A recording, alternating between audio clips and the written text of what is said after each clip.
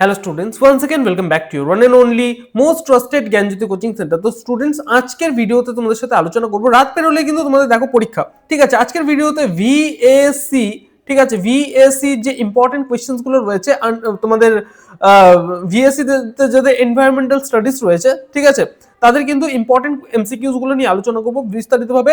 ভিডিওটাকে লাস্ট পর্যন্ত দেখবে, স্কিপ না করে, ঠিক আছে। ফার্স্ট কোয়েশ্চেন দেখো, এখানে বলেছে নিম্নলিখিত কোনটি প্রাকৃতিক পরিবেশের প্রধান উপাদান। ঘ নম্বর অ্যান্সার সেটা সবকটি প্রাকৃতিক পরিবেশের উপাদান বায়ু, জল, মৃত্তিকা, ঠিক আছে। নেক্সট, নিম্নলিখিত কোন উপাদানটি সামাজিক পরিবেশের অংশ নয়। খ নম্বর হবে অ্যান্সার, সেটা হচ্ছে সূর্যালোক, ঠিক আছে, সামাজিক পরিবেশের কিন্তু অংশ নয়। বোঝা গেল। 3 নম্বর, নিম্নলিখিত কোনটি পরিবেশের একটি জীবজ উপাদান। ঘ নম্বরটা হবে অ্যান্সার, সেটা হচ্ছে উদ্ভিদ গোষ্ঠী, ঠিক আছে।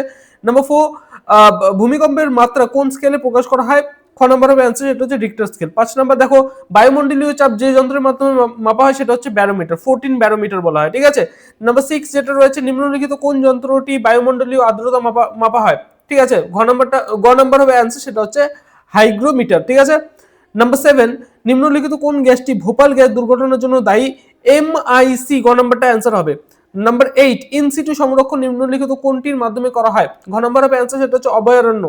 নাম্বার 9, বায়ুমণ্ডলের যে স্তরে ওজোন গ্যাস অবস্থান করে সেটা হচ্ছে স্ট্র্যাটোস্ফিয়ার। নাম্বার 10 যেটা রয়েছে, যে গ্রিন হাউস গ্যাসটি বায়ুমণ্ডলে অধিক পরিমাণে উপস্থিত থাকে সেটি হলো। গ নম্বর হবে অ্যান্সার, সেটা হচ্ছে কার্বন ডাই অক্সাইড।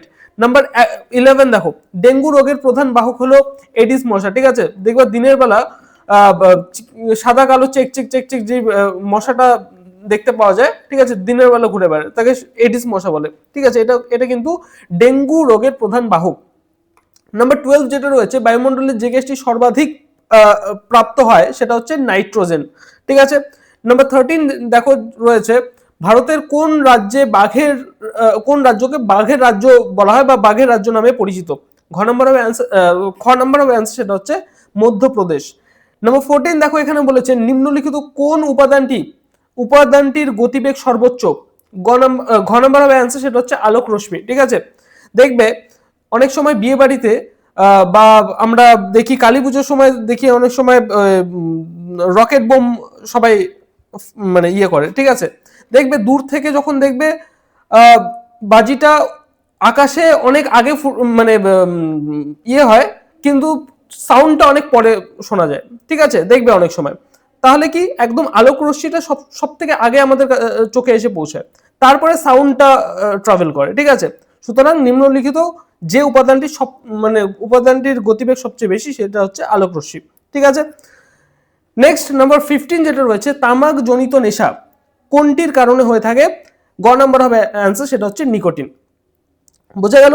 এই যে 15টা কোয়েশ্চেন তোমাদের দিলাম, এই 15টা কোয়েশ্চেনই কিন্তু ইম্পর্টেন্ট রয়েছে তোমাদের ভিএসসি তে, তোমাদের যাদের ভিএসসি তে এনভায়রনমেন্টাল সায়েন্স তোমাদের যাদের রয়েছে তাদের জন্য, ঠিক আছে। পরবর্তী পার্ট খুব তাড়াতাড়ি আসবে, আজকেই চলে আসবে, কারণ রাত পেরোলে কিন্তু তোমাদের পরীক্ষা। দেখা হচ্ছে একটা নতুন ভিডিওতে নতুন কোনো টপিকের সাথে। Till then, keep learning, keep exploring. Thank you so much.